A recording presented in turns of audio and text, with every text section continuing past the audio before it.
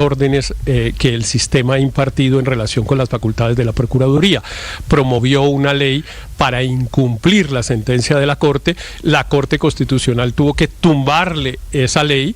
Ella dice que no se la tumbó y ella permanentemente sostiene la mentira de que la Corte le avaló sus facultades, y realmente la Corte tomó la decisión exactamente contraria, que fue decirle que no podía constituirse. Pero la Corte Interamericana no ha hecho un pronunciamiento sobre el tema todavía, Héctor. O declararse juez, como evidentemente no lo podía, y la Corte pues tuvo que declarar inconstitucional eso.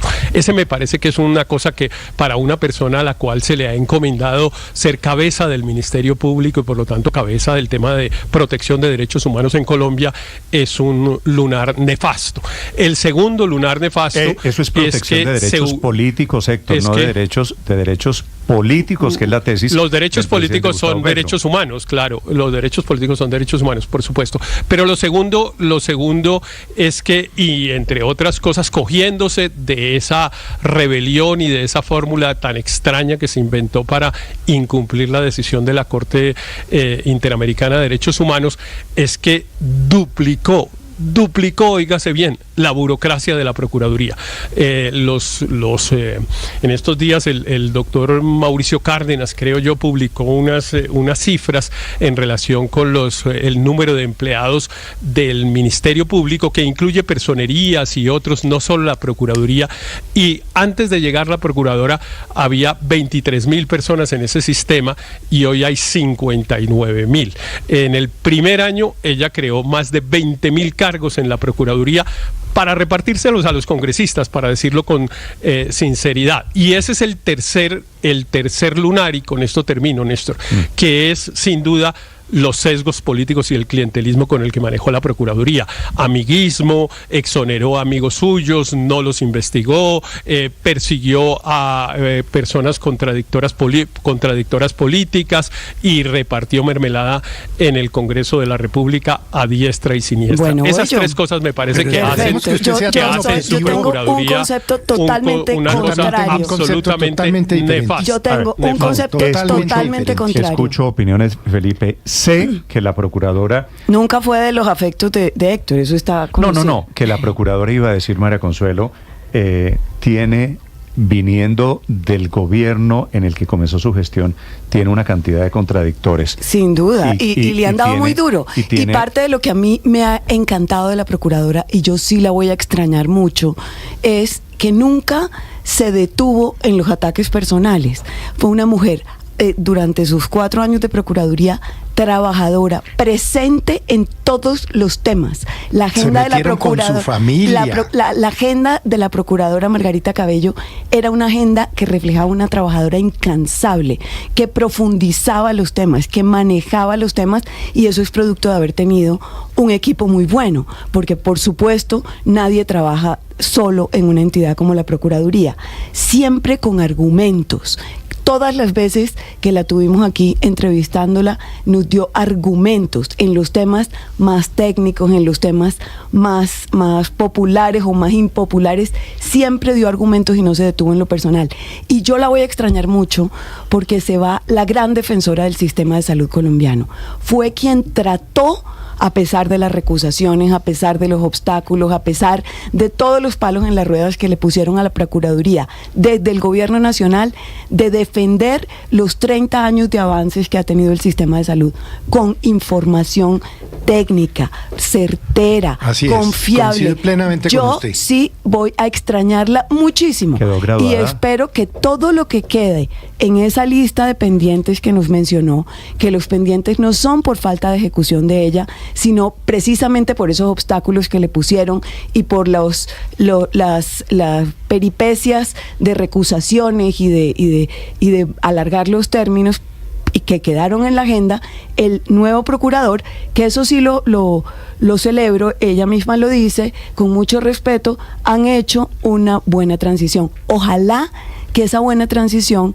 sea el augurio de que va a profundizar, como ella hizo, todos los temas de una manera técnica, jurídica, completamente desprovista de personalismos. Le iba a decir, Felipe, en este país de canibalismos políticos, sí, Margarita Cabello quedó graduada como la procuradora puesta en el gobierno Duque, porque había sido ministra de Justicia de Duque.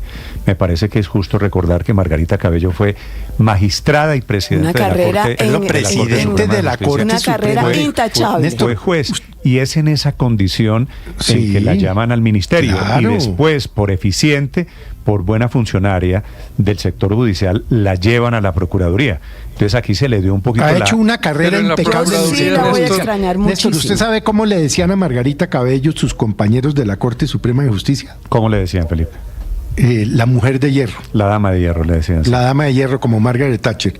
Una mujer 40 años o más dedicada, pero desde juez promiscuo municipal hasta presidente de la Corte Suprema de Justicia. Entonces, claro, ese canibalismo que es que viene del gobierno de Duque y no sé qué. Bueno, empecemos a decir que el señor El Hach lo escogió Petro. Arranquemos con eso y empecemos a Pero Néstor, eso no es canibalismo. Y no lo dejemos llegar a hacer una gestión que puede ser buena. Desafortunadamente, señor Álvaro. La Procuraduría representa a la sociedad. Por eso el hecho de que esté politizada con Cabello y muy seguramente con el próximo procurador es inaceptable para la sociedad. Porque si hay politización, no hay neutralidad, no hay seriedad. Oír a esta procuradora como vimos ahora es como oír a un parlamentario. ¿Es Margarita Cabello, Álvaro? ¿Perdón? ¿De qué partido político es Margarita Cabello? No sé, pero no me quiero meter en eso. El hecho es pero me está diciendo que es una procuradora politizada y no sabemos de qué partido político es. Eso no es lo importante, es que oyéndola es como oír a un parlamentario de oposición. Solo opiniones apocalípticas cuando su función es presentar resultados de sanciones o exoneraciones, pero solo opina. Semejante burocracia, semejante tamaño de entidad. Esta es la procuradora más derrochona y clientelista, como decía Héctor, porque todos esos cargos se crearon fue a los congresistas, es decir, el ratón cuidando el queso. Es inaceptable que en Colombia la entidad que debe perseguir la corrupción se le entregue a los gestores de la corrupción, y más cuando se va a un solo lado. Yo creo que el Hach por lo menos va a estar cercano a todos los sectores. La procuradora Cabello solo respondía a un sector en contra de otro, o sea que no le dio garantía a los ciudadanos. No está mal que haya tensión entre gobierno y procuraduría, eso es bueno, porque implica distancia, pero una cosa es eso y otra cosa es ese enfrentamiento permanente. Entonces ojalá el Hach termine siendo menos político, porque aunque es más político que ella en su origen, pues como responde a todos y no tiene agenda de otro gobierno. Acuérdese que cuando ella se posesionó en el discurso dijo nuestro gobierno, refiriéndose al de Duque. Pero las advertencias... Ojalá eso le dé más independencia al Hach. El de Duque era nuestro gobierno. Entonces, como el Hach es de todos, entonces no va a hacer nada. De pronto es mejor eso a una procuradora sesgada un solo lado. Bueno, opiniones, Felipe, sobre la procuradora. Ahí queda la cuenta es Blue Radio Cómico. Como el doctor Hach es amigo de todos, entonces no va a investigar a ningún perfecto. La gran defensora del sistema de salud. Y la cuestión de las opiniones y las críticas, Néstor, yo la verdad, de aquí para atrás hasta que tengo memoria, qué sé yo, mire, el primer procurador del que yo me acuerdo se llamaba Carlos Jiménez Gómez por allá en los años 80. Todos los procuradores constantemente están haciendo ese tipo de críticas, ese tipo de comentarios, son una figura de opinión pública. Yo no voy a defender a la procuradora Cabello en todos los aspectos de su gestión. Estoy de acuerdo, por ejemplo, con Héctor en lo que dice sobre la planta de personal, pero yo creo que criticarla por tener esa voz en la opinión pública es desconocer lo que han hecho todos los procuradores que yo recuerde de aquí para atrás. Y creo que eso es parte también de su función. Como decía Álvaro, representa a la sociedad, pues en cierta medida lo representa con esas observaciones. Mire lo que acaba de decir, que me pareció interesantísimo, la procuradora saliente Margarita Cabello sobre el tema de la salud. Dice que ellos no han encontrado evidencias del supuesto robo o pérdida de billones de pesos que se la pasa denunciando el presidente y unos bodegueros que tiene para ese efecto. Todavía, sí. Y que cada vez que le piden alguna información al Ministerio de Salud, les responde con groserías. A mí me parece que esas dos cosas resumen lo que es la política de salud de este gobierno. montar toda una narrativa de la que nadie encuentra evidencia sobre un supuesto robo billonario en la salud, y por el otro lado usted tiene al ministro Jaramillo en todo momento, en todo lugar, respondiéndole con groserías y patanería al Congreso, a las asociaciones médicas, a las asociaciones de pacientes, a la misma gente del gobierno. Entonces, muy interesante esa serie de comentarios, Néstor, porque además, insisto, creo que esa función la han cumplido siempre los procuradores desde que yo recuerdo. A propósito del presidente Petro, está haciendo anuncios sobre Venezuela. En segundos, la información desde la Casa de Nariño.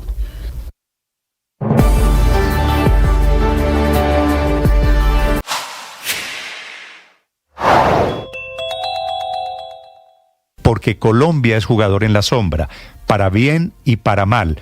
Para bien, porque en el grupo de disidentes al gobierno de Maduro que apoyan a Edmundo González hay expresidentes colombianos, inclusive Juan Manuel Santos le pide al presidente Gustavo Petro que retire al embajador colombiano en Caracas, siguiendo lo que hizo el presidente de Chile, Gabriel Boric, un presidente de izquierda que valientemente decidió no conectar con la dictadura, con el robo de las elecciones, robo de frente, y retiró a su embajador.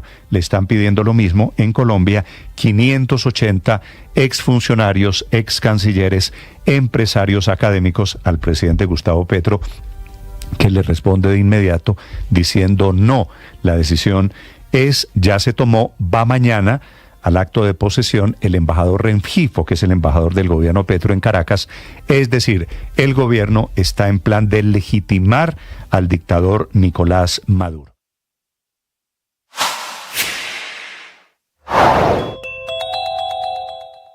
Es un reporte de Barack David, periodista de Axios, quien cita a dos funcionarios del gobierno de Estados Unidos. No hay claridad del alcance de las posibles sanciones, pero sí dice que podrían presentarse hoy.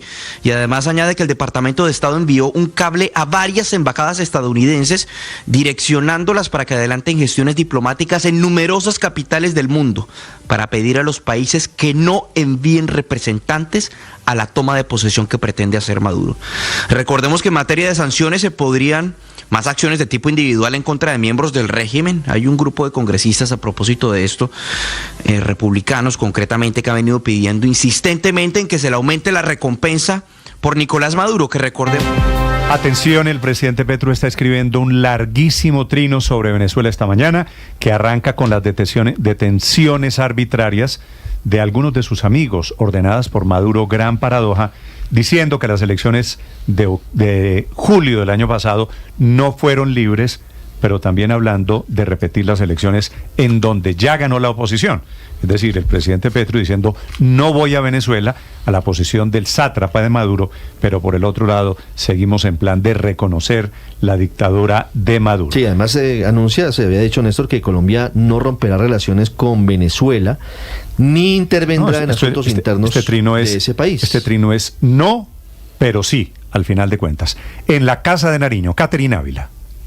Néstor, sí señor, mire, un largo trino en el que el presidente dice que no asistirá a la posesión de Nicolás Maduro el 10 de enero, dice que no rompe relaciones con Venezuela, pero que tampoco va a intervenir en los asuntos internos de ese país, pide la libertad de los presos y dice que no hubo elecciones libres, por eso pide que se repitan. Le leo el trino textualmente, comienza el presidente escribiendo: igual que nuestro amigo Enrique Márquez, destacado progresista venezolano, ha sido detenido Carlos Correa, destacado defensor de derechos humanos en Venezuela.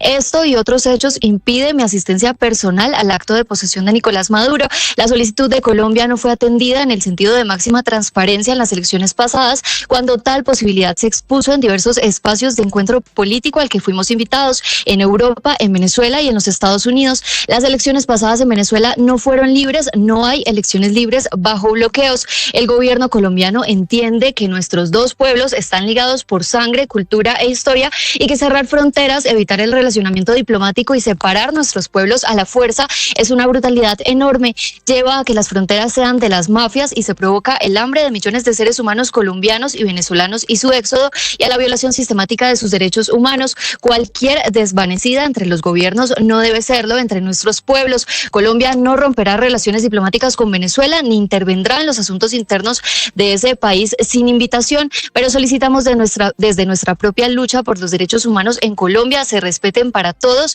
y todas en Venezuela. Venezuela. Prosigue escribiendo el mandatario: las fuerzas progresistas de Colombia mantendrán su relación de colaboración y amistad con todas las fuerzas progresistas de Venezuela en procura de un gran diálogo político y social que lleve a la paz a toda la región y prevenga la violencia. La libertad de los pueblos es el objetivo de cualquier progresismo. No podemos reconocer las elecciones que no fueron libres y esperamos que estas puedan realizarse pronto sin bloqueos ni intimidaciones internas. Permanecer en el poder y regalar el petróleo parece ser la propuesta de varios núcleos de la política norteamericana. En mi caso personal, jamás aceptaré tal propuesta. Y cierra escribiendo: la unidad del pueblo, a pesar de sus diferencias internas, es la base de una poderosa soberanía. Por eso, por tanto, el diálogo interno es fundamento instrumental de la soberanía. La lucha de Bolívar siempre fue por una región democrática y soberana.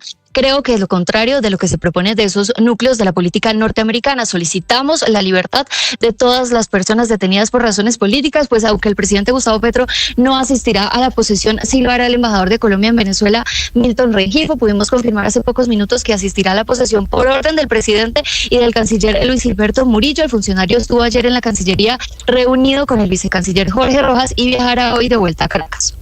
Sí, Catherine, tengo una duda. ¿Tienen confirmados ustedes en el gobierno que va mañana o pasado mañana a la posesión de Maduro el embajador Milton Rengifo? Sí, señor, él estaba de vacaciones, pero suspende sus vacaciones y va a la posesión por orden del presidente Petro y del canciller. Entonces tengo la siguiente pregunta, Catherine. Si Colombia va a la posesión de Maduro, ¿por qué dice el presidente Petro en el trino que acaba de poner en este mensaje: no podemos reconocer las elecciones que no fueron libres y esperamos que estas puedan realizarse pronto sin bloqueos ni intimidaciones internas? Es decir, ¿cómo va a la posesión del nuevo presidente si no reconoce la elección de ese presidente? Si no reconoce los resultados electorales. El pronunciamiento del presidente, si me pregunta mi opinión, Néstor, es tibio y contradictorio. Totalmente ambiguo. Tibio y contradictorio. Tibio porque pareciera que le endilga más responsabilidades a Estados Unidos y al bloqueo de lo que está pasando en Venezuela que al propio régimen dictatorial de Nicolás Maduro. Como que no podemos reconocer las elecciones que no fueron libres. Y ahí viene la contradicción, porque el presidente le atribuye a Estados Unidos el hecho de que no hayan sido libres las elecciones y no a la barbaridad que han cometido durante décadas el chavismo. Le agrego otra, Ricardo. Si no reconoce las elecciones, quiere decir tampoco reconoce el triunfo de Edmundo González. No, exactamente. Es que ganó Edmundo González.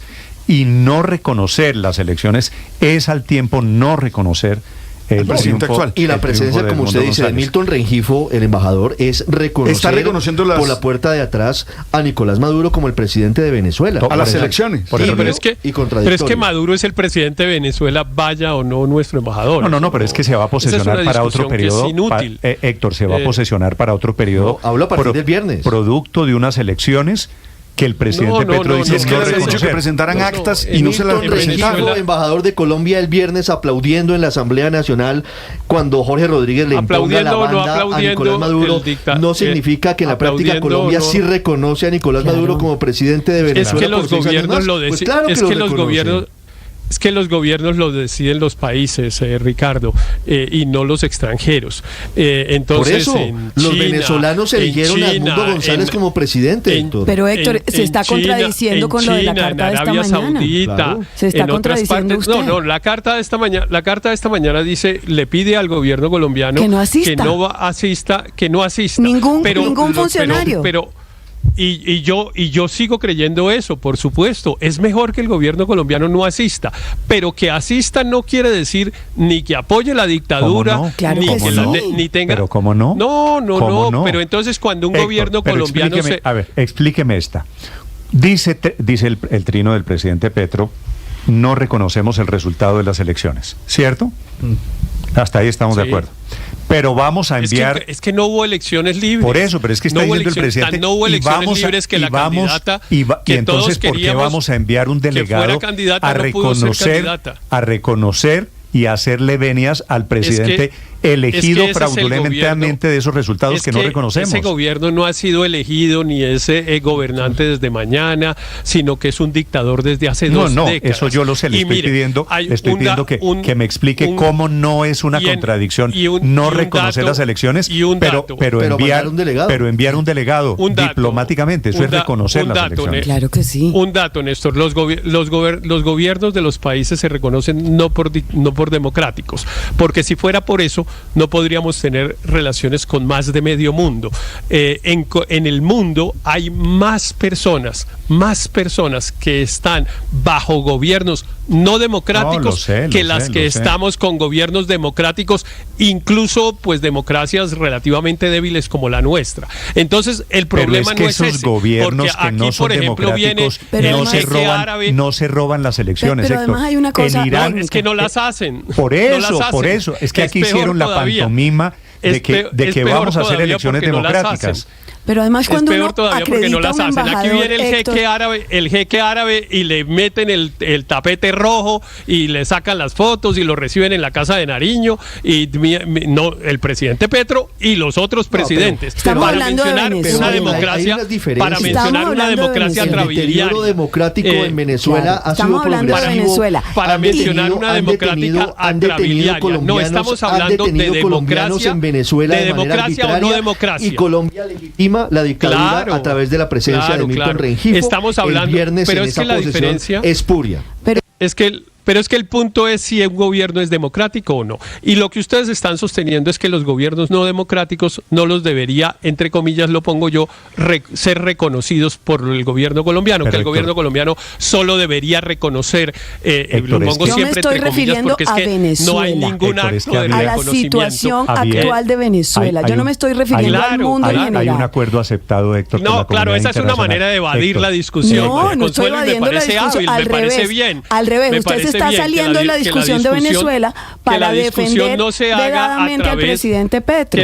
Que la discusión... No, yo lo que creo es que algunas personas sostienen una posición con el gobierno de Venezuela y le exigen al gobierno colombiano tener una postura para hacerle daño al gobierno colombiano. Y yo lo entiendo, porque el que está en la oposición, su objetivo es hacerle daño al gobierno de Colombia. Héctor, mire, Héctor. Sigo haciendo María Consuelo, la pregunta. No, es que no me ha contestado la pregunta. El propósito que yo no tengo. Es Petro, claro que es Petro, porque es el presidente que esta mañana está diciendo que no reconoce las... Óigame esto, Petro diciendo hoy, que es 8 de enero, no reconocemos las elecciones en Venezuela de julio, pero vamos a enviar el embajador a la posesión de Maduro. ¿Por qué se va a posesionar Maduro si Maduro fue elegido en unas elecciones que el gobierno no reconoce? Tibio y contradictorio. Pero adicionalmente, eso es lo que pasa en Venezuela, eso no lo deciden los colombianos. Pero adicionalmente, vea, cuando uno manda un embajador, los embajadores tienen un apellido que es plenipotenciario. Plenos poderes, se le otorgan poderes en representación del Estado colombiano para que asista, para que negocie, para que firme, y en esos poderes que se le otorgaron al embajador Rengifo, lo que está diciendo es: Colombia avala esta posesión, porque es el funcionario que técnicamente y que jurídicamente y que constitucionalmente representa los intereses de Colombia. Eso es una contradicción cuando el presidente, un párrafo antes, está diciendo que las elecciones no existieron y que no las reconoce. Un oyente me dice, el presidente Petro básicamente se fue a ver ballenas con la situación de Venezuela. Son las 9:24 minutos. Pero eso sí, pero ¿sabe que de golpe le va a salir mal en lo que respecta a Maduro? Porque esto le está poniendo una vela a Dios y otra al diablo. Felipe, y no me extrañaría que Maduro, por interpuesta persona, le mande su sablazo muy duro a Petro. No, de frente. Y tratando de enredar como siempre, con un larguero ahí. Maduro de frente. Le iba a leer un párrafo que me parece clave. Es que lo he leído 3 veces el Twitter. Oiga, y la verdad es tan contradictorio, Néstor. Las fuerzas, dice el presidente Petro esta mañana de miércoles, las fuerzas progresistas de Colombia mantendrán su relación de colaboración y amistad con todas las fuerzas progresistas de Venezuela, le hace, supongo, gobierno venezolano. No. Y también los que están presos. Es que ojo que en Venezuela hay muchos sectores políticos de izquierda, muchos, la mayoría, que están lejos del gobierno. Incluso el Partido Comunista de Venezuela se salió de ahí. Quedó solo el PSUV, que es una camarilla criminal, que es la que hoy gobierna Venezuela. Pero es que mire, Enrique Márquez, a quien el presidente menciona inicialmente, es un hombre progresista, claro, y fue detenido por la dictadura, fue candidato presidencial, Néstor. De eso estamos hablando. En Venezuela lo que hay hoy es una camarilla una camarilla criminal en el poder, ¿Y usted que cree es distinta al progresismo? ¿Y usted cree que el presidente Petro está diciendo que va a mantener a ver, Héctor, ¿usted cree que el presidente Petro está anunciando esta mañana que va a mantener la relación con líderes de la oposición? Supuesto, la relación que está anunciando que va a mantener claramente es con el gobierno, que encarcela a la oposición. Bueno, eso no es lo que dice, pero sí, también sí. Con el gobierno de Venezuela hay que mantener relaciones. Eso es lo que le conviene a Colombia. Eso no hay nada que hacer. Lo que no le conviene a Colombia es romper relaciones y repetir la historia del presidente Iván Duque. Eso es muy importante. Y claro, algunas personas, las que están en la oposición, quieren forzar las cosas para pero Héctor, que el es al revés. Los que apoyan al gobierno rompa relaciones con el gobierno de Venezuela. Los que apoyan al gobierno terminan apoyando a Maduro. Sabiendo que romper relaciones al gobierno de Venezuela le hace daño a Colombia. Pero no les importa que le haga daño a Colombia. Hay instancias anteriores. No les importa que le haga daño a Colombia. Solo una ayuda de memoria. Quien rompió relaciones con Colombia fue Nicolás Maduro, en el gobierno Santos en 2016. Y sigue esa ruptura con el gobierno de Iván Duque. Ojo, no se nos olvide que quien da el primer paso a esa ruptura es Nicolás Maduro. Dejemos eso de lado. Quiero saludar a uno de los Porque líderes. Pintan como un angelito a Nicolás Maduro, pobrecito al que le rompieron las relaciones, cuando Maduro fue quien rompió esas relaciones. Fíjese que parte de las contradicciones, Néstor, es 2 párrafos arriba de ese que usted acaba de mencionar, donde el presidente Gustavo Petro dice que Colombia no se va a meter en los asuntos de Venezuela, pero se ha metido en los de Guatemala, en los de Chile, en los de Israel, en los de Perú, en los de Argentina, y le están recordando al presidente Gustavo Petro un trino del 2018 que dice lo siguiente. Abro comillas,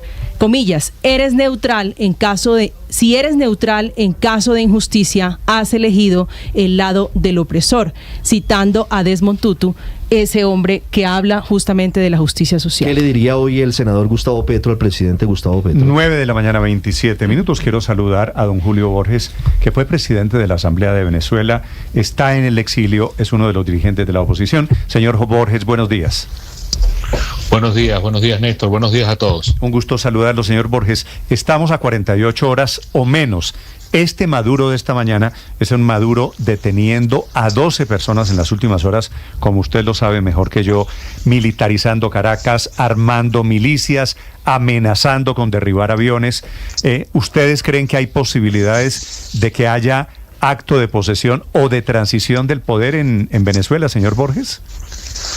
Bueno, lo importante es que nosotros no perdamos nunca la referencia de todo esto y creo que era importante por el debate interesante que tenían antes, que me gustaría después comentar. El hecho es que todo esto nace de una elección que fue robada y eso nunca había pasado en la historia de esta lucha venezolana. Una elección en la cual nosotros duplicamos el voto de la dictadura y el mundo entero lo sabe y el pueblo entero lo sabe. Los militares que soportan a Maduro lo saben los cubanos. Lo saben los rusos, los iraníes, lo sabe el mundo entero. Entonces Maduro en este momento lo único que le queda, y realmente es lo único que le queda, es el terror, la violencia y el miedo.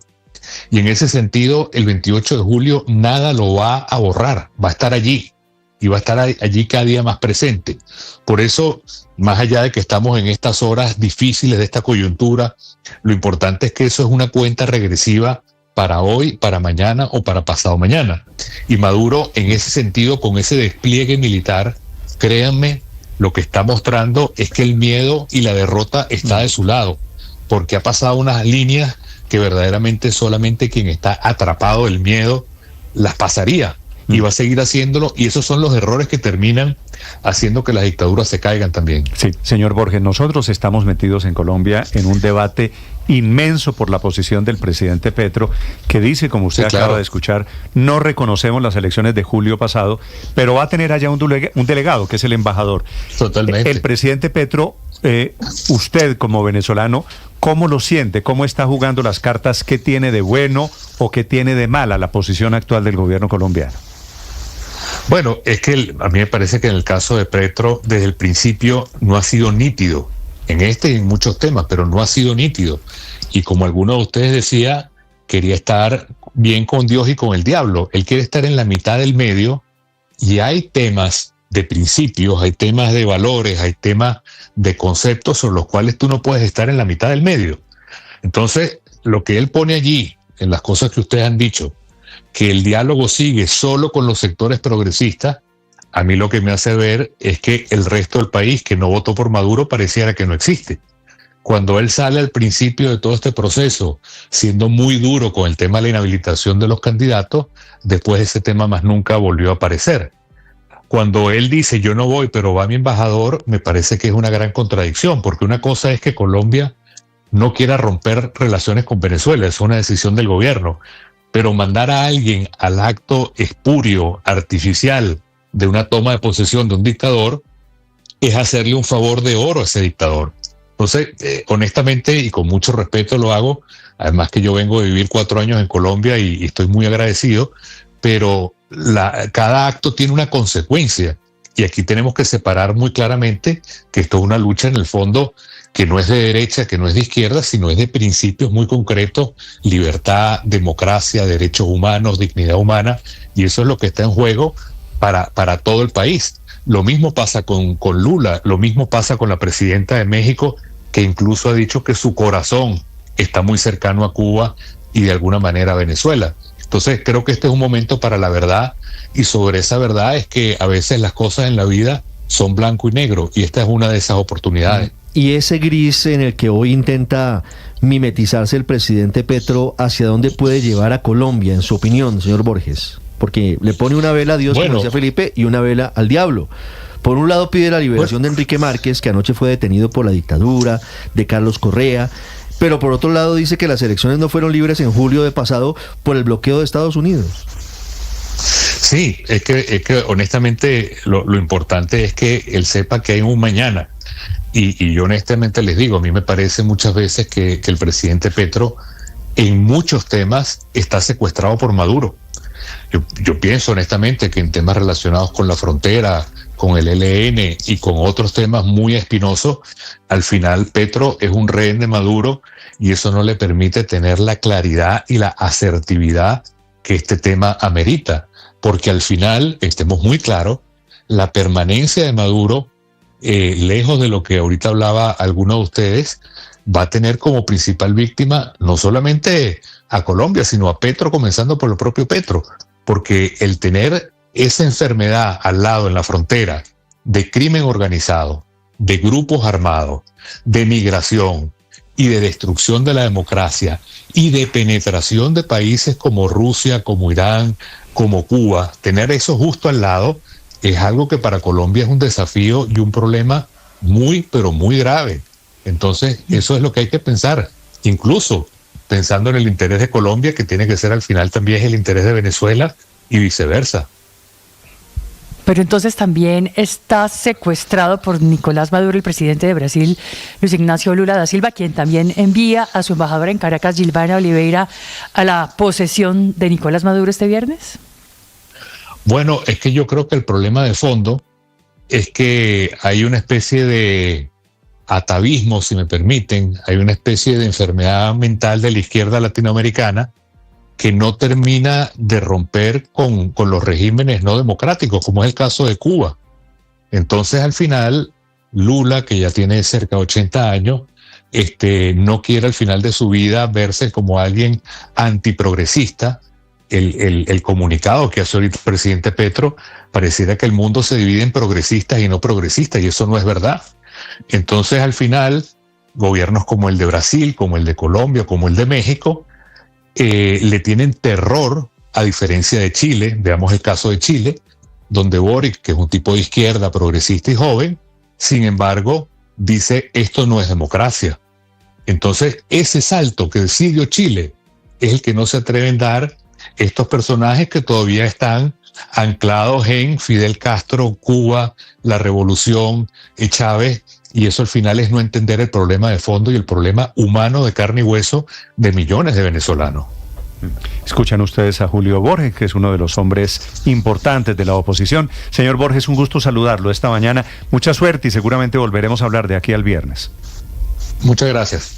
A propósito, en Venezuela estamos a 48 horas, ya comenzó a correr el reloj, la cuenta regresiva, en vez de prepararse para una juramentación. El Maduro de hoy, la víspera, parece ser un Maduro en plan de guerra. Entregó en las últimas horas centenares de fusiles a milicianos que están patrullando ya esta mañana en las calles de Caracas. Desde Caracas informa Santiago Martínez.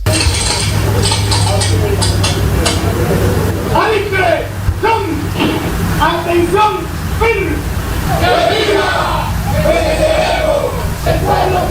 Eso que escuchábamos allí, Néstor, es la entrega de armas, fusiles, decenas de fusiles, centenares de ellos, la simulación de la carga que escuchábamos allá al principio, de cuando le ponen una bala, y la formación de estos milicianos allí en una especie de parada militar en el marco de lo que es la activación de lo que llaman órganos de dirección integral, ODIS, que según la explicación de Nicolás Maduro, pues combina el poder político, la Fuerza Armada, la policía y la milicia con la misión de defender la paz. Eso dice el gobierno de Nicolás Maduro. La activación de estos combatientes es especialmente por estos 2 días, es decir, hoy 8 de enero y mañana 9 de enero, precisamente mañana, cuando la oposición convocó movilizaciones y concentraciones previas al 10 de enero, cuando el mandatario asegura pues estará en el Parlamento para jurar para un tercer mandato hasta 2031. Destacar que esta es la primera vez que se activan estos también llamados grupos de defensa. Lo lideró Nicolás Maduro con un uniforme camuflajeado casi de militar. Recordemos que él es un civil, a diferencia de Hugo Chávez, que sí venía de ser militar. Y ahí explicó en qué consisten o a qué se dedicarán estos grupos armados. Y se activan los órganos de dirección integral para la defensa de la paz de Venezuela, la JODI, a nivel nacional, a nivel de los 335 municipios, que integra todo el poder político de Venezuela, todo el poder popular, toda la Fuerza Armada Nacional Bolivariana, toda la Milicia Nacional Bolivariana como componente especial y todas las fuerzas policiales para que se activen desde hoy mismo en la noche. Durante los días 8 y 9 a nivel nacional, garanticen la victoria ejemplar de la paz de Venezuela en estos días que están por... Esta declaración de Nicolás Maduro fue frente al Palacio de Miraflores. Hasta allí llegaron este grupo de milicianos y donde el mandatario pues además reveló 7 detenciones de supuestos mercenarios. En este grupo 2 colombianos y 2 estadounidenses, y ya serían, Néstor, 132 extranjeros tras las rejas acusados de diferentes planes conspirativos. Mientras esto ocurre acá en Caracas, con esta entrega de armas y lo que hemos contado de las amenazas de amedrentamiento y las detenciones, en Panamá ya está Edmundo González Urrutia, ya terminaron las 2 reuniones que tenía esta mañana, la primera con los expresidentes, con el presidente de ese país, José Raúl Mulino, y otra con los expresidentes del Grupo IDEA. Allí en las imágenes vimos a Andrés Pastrana, a Tuto Quiroga, entre otros. También está, por cierto, Antonio Ledesma, que desde España pues acompaña a la comitiva de González Urrutia. Por cierto, hablando de este grupo de expresidentes del Grupo IDEA, pues el Parlamento venezolano los declaró a todos personas non gratas y pidió que sean tratados como una fuerza extranjera que intente invadir Venezuela en caso de que efectivamente acompañe al líder opositor en su intención de jurar como presidente este viernes 10 de enero. Sin embargo, la amenaza más dura la hizo Diosdado Cabello, hablando de que Venezuela tendría la potestad, y es parte de una ley de hecho, de derribar cualquier avión que sin autorización ingrese a espacio aéreo venezolano. Esto porque en teoría, Néstor, es la información que se maneja hasta ahora, sería que Edmundo González, acompañado de estos 9 expresidentes, vendría en un vuelo privado desde República Dominicana. Esto porque, recordemos, no hay vuelos comerciales.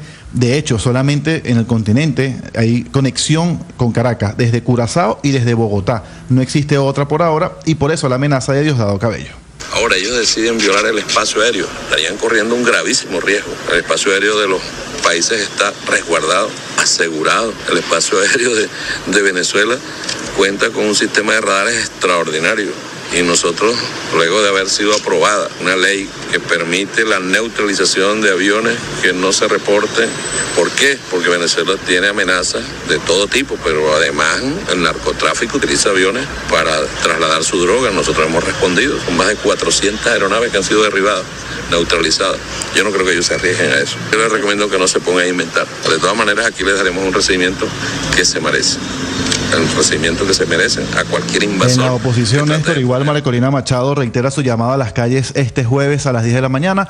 Además habla de lo que ha sido el apoyo internacional y que eso forma parte de la presión para intentar la juramentación del Edmundo González Urrutia.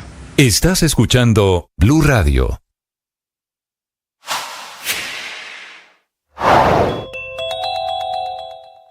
En estos primeros días del año 2025, todos tenemos claros que queremos ser felices. Y hacemos de la felicidad un gran tema. Pero con frecuencia caemos en trampas que nos alejan de ella. Arthur Brooks, un profesor de Harvard, en su análisis sobre este tema destaca errores comunes que cometemos al buscarla. Y creo que su visión nos invita a reflexionar profundamente sobre cómo podemos construir una vida verdaderamente plena. Uno de los mayores desaciertos es pensar que la felicidad es un destino fijo al que llegamos al... 9:40 a.m, momento para la información deportiva. Parece estar cayendo el traspaso de James Rodríguez al Junior de Barranquilla. Se confirmó más temprano aquí en Mañanas Blue que Cristian Daes, CEO de Tecnoglass, salió como intermediario de la negociación. También se dio a conocer que hay una oferta de México que supera la de Junior por $500,000 y que la de Banfield de Argentina es igual a la del equipo Tiburón. James llega el viernes a Medellín, donde se reunirá con un delegado del club para intentar llegar a un acuerdo. Allí, en su casa, evaluará las otras ofertas. Y hablando de fútbol mexicano, allí otro colombiano fue comprado por el Necaxa. Es un honor y una satisfacción.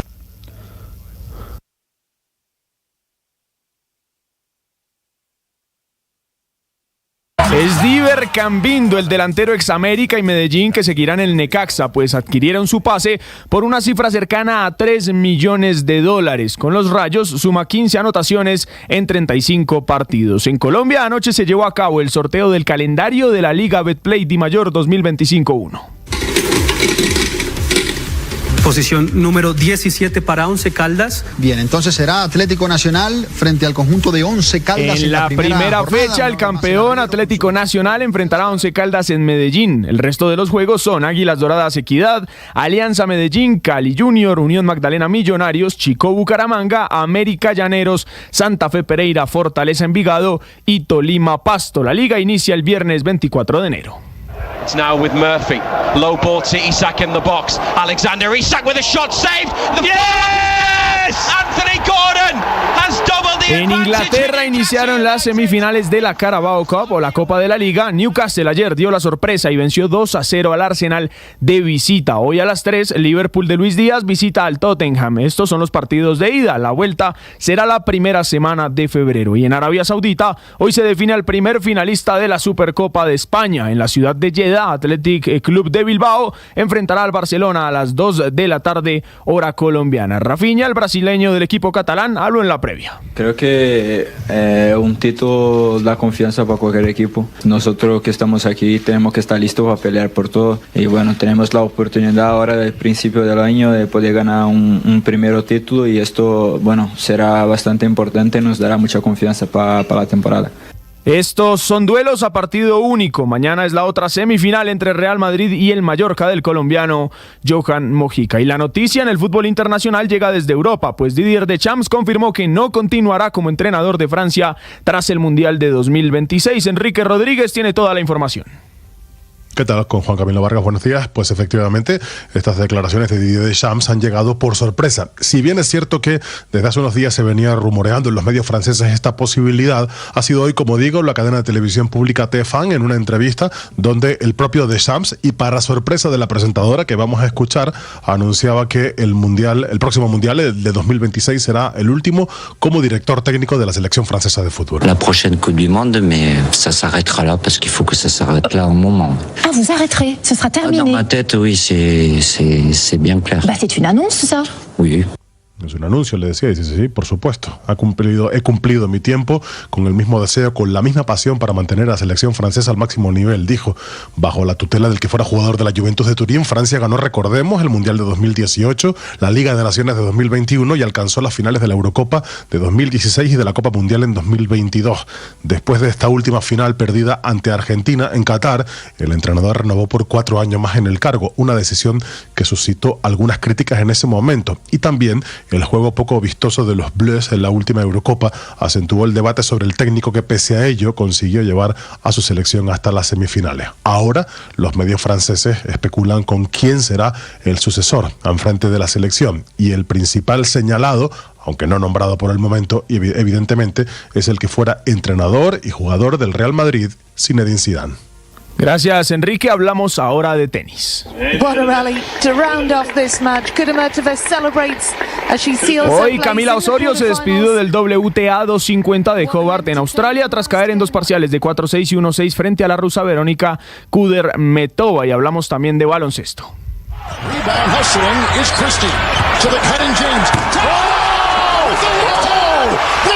LeBron James de los Lakers sigue figurando a sus 40 años. Anoche frente a los Mavericks de Dallas, LeBron esquivó a un rival con un cambio de balón de su mano derecha a la izquierda y anotó con una volcada que es viral. En San Francisco, los Golden State Warriors cayeron frente a los Miami Heat a pesar de los 31 puntos de Stephen Curry. Y para cerrar, nos llega una información desde Cali. Reportan el fallecimiento del argentino Jorge Ramón La Fiera Cáceres, ídolo de la América de esta ciudad. Es el segundo goleador histórico del club con 136 anotaciones y fue campeón en 1979 cuando la Mecha obtuvo su primera estrella. Extendemos nuestras condolencias a sus amigos y familiares. 9:45 los deportes en Mañanas Blue. Estás escuchando Blue Radio.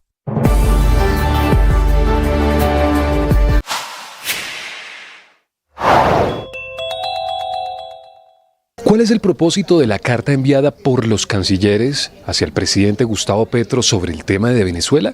Eso fue lo que respondió Camilo Reyes, ex canciller de Colombia, en Mañanas Blue. Pues el sentido es que, en mi opinión, es que el deterioro de la situación en Venezuela ha reducido la posibilidad de justificar esa visión, digamos, pragmática que permitía seguir alegando como una razón válida para que Colombia esté presente en el acta de posesión del señor Maduro, el hecho de que Colombia tiene, como es verdad que tiene, una...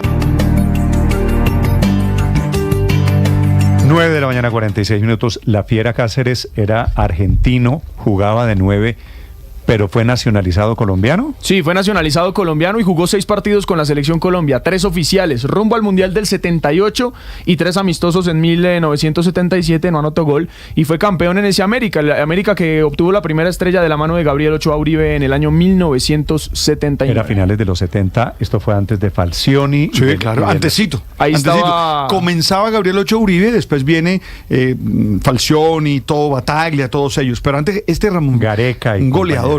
Ahí ya estaba Bataglia. Jugaba también el 79. El jugador Alfonso Cañón, el bogotano. Debía jugar Willington Ortiz en ese América. No, señor, no estaba en ese. Estaba en Millonarios todavía. Estaba en Millonarios todavía. En el 78 Willington es campeón con Millonarios. Claro, en el 79. Jorge Ramón La Fiera Cáceres, yo lo recuerdo, Néstor, allá así tenía yo como 10 años, 11 años, un goleador, ¿sabe? Usted es un grande, de esos chocadores, bueno, número 9 de los que hizo goles, pero con la Selección Colombia no hizo goles. Lo llevaron porque en ese momento los colombianos no teníamos goleadores y que va. ¿Quién era el técnico de la Selección Colombia en ese momento? Gabriel Ochoa Uribe estuvo de la América, Gabriel Ochoa Uribe, de la Selección Colombia, ¿no sería el yugoslavo? Uno de los yugoslavos estos famosos. ¿Tosa? Puede ser, voy a buscarlo inmediatamente. 9:48 minutos. Mientras lo busca, padre, les amplío las noticias. Bienvenidos. Lo más importante, el resumen de las noticias. Hay alerta nuevamente en Estados Unidos por las amenazas del presidente Trump, que está amenazando con anexarse el canal de Panamá, pero le preguntan por Canadá, por Groenlandia. Dicen las últimas horas que no descarta acciones militares. Desde Washington, Juan Camilo Merlano. Néstor, al principio algunos creían que se trataba de una broma, que el presidente electo Trump estaba haciendo bullying y quería matonear a Canadá, Panamá y a Dinamarca, al decir que Canadá se debería convertir en el estado número 51 del país, que quiere comprar Groenlandia, que le pertenece a Dinamarca, y que quiere recuperar el canal de Panamá. Pero no, es en serio y lo ha dejado clarísimo más recientemente en su conferencia de prensa de las últimas horas, donde no solo reiteró sus pretensiones, sino que dijo que no puede garantizar el no utilizar acciones militares para quedarse con el canal de Panamá o con Groenlandia. Escuchemos a Trump. What is the strategy? Yeah, I can't assure you, you're talking about Panama and Greenland. No, I can't assure you on either of those two. But I can say this, we need them for economic security. The Panama Canal was built for our military. I'm not going to commit to that now. It might be that you'll have to do something. No puedo asegurarte eso cuando te refieres a Panamá o Groenlandia. No puedo asegurarte para ninguno de esos. Lo que puedo decir es lo siguiente: los necesitamos por razones de seguridad económica. El canal de Panamá fue construido por nuestros militares. Allí le volví a preguntar el periodista, ¿pero puede asegurar que no va a utilizar acciones militares? Y él dijo, no me voy a comprometer a eso. Quizás puede que se necesite hacer algo en ese sentido, decía el presidente electo Trump, quien inmediatamente añadía que es que China controla el canal de Panamá. Panamá, el gobierno panameño ya ha venido rechazando estas declaraciones de Trump, pero anoche, luego de esa rueda de prensa en la que el presidente electo le dio rienda suelta a sus pretensiones, el canciller panameño Javier Martínez Hacha reiteró que el canal es panameño y que su estatus es innegociable. La soberanía de nuestro canal no es negociable y es parte de nuestra historia de lucha y una conquista irreversible. Nuestro canal tiene la misión de servir a la humanidad y su comercio. Ese es uno de los grandes Pero valores. no solo ha habido reacciones de Panamá. Ahora, aquí hay que hacer una diferenciación. Trump dijo que no se compromete a no tomar acciones militares en Panamá y en Groenlandia para tomárselos. Pero frente a Canadá dijo que no, que únicamente se va a enfocar en acciones de tipo económica. Pues el primer ministro saliente Justin Trudeau escribió en su cuenta de X que, abro comillas, no existe la más mínima posibilidad de que Canadá se convierta en parte de los Estados Unidos. Los trabajadores y las comunidades de ambos países se benefician de ser el mayor socio comercial y de seguridad del otro. Recordemos que Trump dice que Estados Unidos está subsidiando a Canadá con $200 mil millones por cuenta del déficit comercial, que por cierto también ha dicho lo mismo con respecto a México y ha amenazado con la imposición de aranceles del 25% para productos mexicanos y también del 25% para Canadá. Y bueno, ya que hablamos de México, Trump también prometió que le iba a cambiar el nombre al Golfo de México y que ahora se iba a llamar el Golfo de América y que es un nombre, abro comillas, muy bonito. Néstor. Juan Camilo, gracias. Está todavía en modo anuncios y amenazas el nuevo presidente de los Estados Unidos. En Colombia, 9:51 minutos. Bancolombia está anunciando una nueva aplicación para sus millones de clientes, para quienes quieran abrir una cuenta, para quienes quieran tener mejor servicio técnico. Marcela Peña. Néstor, buenos días. Estamos hablando de Mi Bancolombia. Es la nueva aplicación para los 9 millones de clientes de la entidad y usted la puede descargar a partir de este momento de las tiendas oficiales. Estamos hablando de App Store, Play Store y las demás de su celular. Esta aplicación promete mejorar la experiencia de los usuarios e incluye varias cosas novedosas. Usted, por ejemplo, la puede configurar en modo oscuro para leer mejor. Puede decirle a la aplicación cómo quiere que lo llame. Por ejemplo, si no le gusta su primer nombre, sino más bien el segundo. También se va a ahorrar la captura de pantalla para demostrarle a alguien que le mandó plata. Simplemente con el botón compartir puede enviar el comprobante de una transferencia. Finalmente, si usted es de los que regala plata en fechas especiales, aquí va a poder hacerlo de una manera un poco más personalizada, mandando una esquela, un mensaje a la persona a la que le quiere dar este regalo. Gabriel Cifuentes es vocero de Bancolombia. Por ejemplo, será una aplicación mucho más liviana, que estará desde el punto de vista tecnológico 100% en la nube, que nos permitirá hacer cargues más rápidos y ocupar menos espacio en los dispositivos móviles de nuestros clientes. Otra de las intenciones de Bancolombia con esta aplicación es adecuarse a los cambios que tendrá el sistema financiero y unirse a la onda de Breve, que es el sistema de pagos inmediatos del Banco de la República, que está en preparación. Eso sí, Néstor, no todo es perfecto. Hay operaciones y algunos tipos de transacciones que no migraron todavía a esta nueva app. Por ejemplo, algunos de los códigos QR de Nequi no van a leer aquí. Usted tendría que ingresar manualmente el número de teléfono. La recomendación para los usuarios de Bancolombia es que tengan ahí las dos aplicaciones, la app Personas, que es la que funciona actualmente, y esta nueva, Mi Bancolombia. Sí, es decir, no borro la aplicación nueva que tengo de Bancolombia, sino bajo la aplicación nueva, Marcela. Exactamente, usted puede tener las dos al mismo tiempo. Lo que no puede tener al mismo tiempo es la clave dinámica en ambas, Néstor. Si usted se quiere pasar a la nueva aplicación porque, por ejemplo, nunca paga con el QR de Nequi, entonces lo que tiene que hacer es migrar su clave dinámica. Es que acabo de escuchar al vocero, la grabación que usted pone del señor de Bancolombia que hace el anuncio, sí, dice, señor. va a ser esta una aplicación más liviana que ocupa menos espacio en el celular. Pero si tengo que tener las dos aplicaciones, ¿cuál es el sentido entonces? Pues esta es simplemente una recomendación. Usted puede borrar la que tiene hoy en día, pero como le estaba mencionando, todavía no han migrado el 100% de los servicios. Bancolombia dice que le falta migrar apenas el 1% y que va a ser esto un proceso gradual. Ellos estiman que a mediados de este año, en el segundo trimestre del 2025, ya la única aplicación que tendremos en línea será esta, Mi Bancolombia. Mire, Néstor, esto se resume en que Bancolombia le está buscando una solución a las caídas repetidas, sobre todo en quincena, de la aplicación. Y eso no se puede cambiar de un día para otro. Ya hay una aplicación con la que hay unos servicios. Hay que esperar al menos hasta mitad de año para tener solo la nueva. Si yo cambio de aplicación, ¿se arreglan los problemas de Bancolombia? Pues, Néstor, esta pesa menos, tecnológicamente está desarrollada, más moderna que la anterior. Se va a dejar y lo que buscan es que se deje caer. Se va a dejar de caer Bancolombia. Esa es la promesa y en eso es en lo que está trabajando el banco. Felipe, ¿se arriesgan si con la nueva aplicación se vuelve a caer Bancolombia? Eso sí va a ser un dolor de cabeza. A mí la aplicación actual de Bancolombia me parece súper amigable. Es decir, independientemente de las caídas en quincena, que pues esas ya sabemos cómo es el tema. Pero ojalá no le metan, como estaba explicando Marcela, mucho perequentenque, porque es que lo enredan a uno a mi edad. Pero Felipe, ¿sabe qué es lo que falta de la nueva que hoy está presentando el banco contra la que usted tiene ya hoy en el celular? Aquí revisando la información de Bancolombia, le faltan cosas muy puntuales. Por ejemplo, la recarga de la tarjeta de transporte cívica en Medellín. Ese es un servicio que está hoy y que todavía no está en la nueva. O también la lectura del famoso código QR para la gente que paga por Nequi. Todavía no está en la nueva. Pero Camila, son cosas muy particulares pero en no las van que a estar en la nueva, Camila. Le digo, van a estar, pero se demoran unos meses más. Felipe, le digo una cosa, la aplicación de Bancolombia, yo soy cliente de Bancolombia. La aplicación de Bancolombia a mí me gusta, funciona bien, es fácil. Sí, a mí me pasa lo mismo. Que no sea que para arreglar un problema la cura resulte más mala. ¿Cómo es que decían? Porque que la cura resulta más mala que la enfermedad. La caída de la los página. Abuelos decían, ¿se acuerdan estos de la frase famosa de los abuelos? Decían, y por ponerla María Ramos la ponemos y la cagamos. Sí, Felipe. Por Dios. Felipe.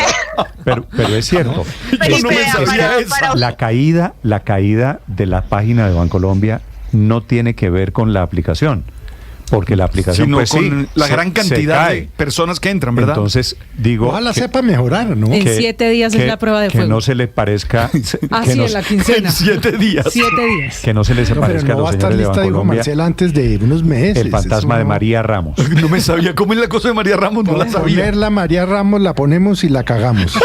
Felipe, hay un dato que le puede servir. Ese es un cuento de los viejos bogotanos, padres. Marcela, Felipe, a ver. Como usted es caribe y nosotros somos andinos.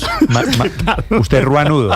A ver, Marcela. Felipe, para usted que le preocupa, a usted que le preocupa demasiados cambios, una de las promesas que está haciendo hoy Bancolombia es que los va a hacer, pero poquito a poco. Inicialmente la app Mi Bancolombia se va a parecer mucho a la app Persona, solo que desde el punto de vista tecnológico, o sea, lo que va detrás de la fachada, usted no va, pues es donde están los principales cambios, digamos, va a ser más moderno, pero la fachada y la interacción inicialmente van a ser muy parecidos. Bancolombia tiene varias ideas de incluirle nuevas funcionalidades y dice que lo va a hacer poco a poco a lo largo de los próximos meses para que los clientes más tradicionales como ustedes pues no terminen espantados con demasiados cambios al mismo tiempo. Sí, Marcela, ¿dicen algo la relación entre la aplicación y la caída permanente de la página de Bancolombia, que son cosas diferentes? Pues no, Néstor, Bancolombia dice que ellos siguen trabajando en fortalecer el tema tecnológico. Recuerde que la raíz de ese problema es que las plataformas, digamos, la base tecnológica de Nequi y Bancolombia todavía no se ha separado del todo. Entonces ellos siguen en ese proceso de separarlos para que las aplicaciones puedan resistir el mayor número de transacciones que tiene hoy Bancolombia. Hay un tema de servidores, hay un tema de modelos, un servidor compatible con otro. Sí. Pero bueno, Felipe, aquí... Hay que esperar. No, hay que meterle buena vibra. Déjeme darle un solo dato. Dice Bancolombia, dice Felipe Bancolombia esta mañana que a través de la app Personas, es decir, de la aplicación que usamos los clientes de Bancolombia, hoy en el país están haciendo 1.400 transacciones por segundo. Y que la promesa con la nueva aplicación básicamente son 3: que pese menos en el celular cuando usted la descarga, que usted pueda ver el saldo incluso cuando está haciendo transacciones y movimientos, que no pasa hoy, y finalmente que usted siga teniendo el doble reconocimiento a la hora de entrar, su huella, su cara, que eso se va a mantener. Eso pasa que eso hoy. se va a mantener, entonces pero que mantiene la misma seguridad. Claro, que mantiene la misma seguridad, pero pesa menos, Felipe, tecnológicamente está actualizada. Sí. Yo entro a la aplicación de Bancolombia con la huella. Sí. ¿Se puede con eso o con la cara? Yo también. No, pero ¿y qué hacemos contando esto, Felipe? No, es que mientras no le pongan a uno que fuera del Face ID tiene que meterle huella clave. Me roban el celular y ¡Qué susto! Y me mochan el dedo ahora. Exacto. Bueno, Felipe, igual se dele roban la el bendición y logran maravillas. Que Dios los cuide. Dele la bendición, padre, a la gente de Bancolombia, porque ay, vamos a hacer fuerza para que funcione, porque es mucha gente. ¿Cuánta gente hay allí? No, Bancolombia tiene el banco más grande del país, ¿no? Bancolombia tiene más de 10 millones, 12 millones de clientes. Que por lo menos 9 millones usan la aplicación. Solo que la aplicación no la tienen todos los clientes de Bancolombia. Pero seguramente estamos hablando hay que meterle fuerza. Porque como no gasta nada. Son 24 millones de clientes. Pero es cierto. Total. Ahí iba a terminar todo, yo lo sabía. Bueno, muy bien. Paola, me decía usted sobre Bancolombia, ¿qué? Con 24 millones de clientes en total, 9 millones usan esta app, pero yo creo que hay que esperar un poquito a que termine toda la transición y pasen todas las aplicaciones y todas las funcionalidades que estén operando plenamente. Eso no es bueno como precipitarse, aunque claro, pues la idea de ellos, yo creo que en últimas lo que busquen es que les pese menos a todos, luego así no colapsa cuando hay quincena y cuando hay pagos grandes e importantes que hacer, pero yo por lo menos voy a darle un par de semanitas para bajar. Esperemos el 15. Descárguelo y no borre la otra mientras esperemos el 15. Hay que esperar porque sí ha habido un dolor de cabeza para Bancolombia, es el tema tecnológico. Las 15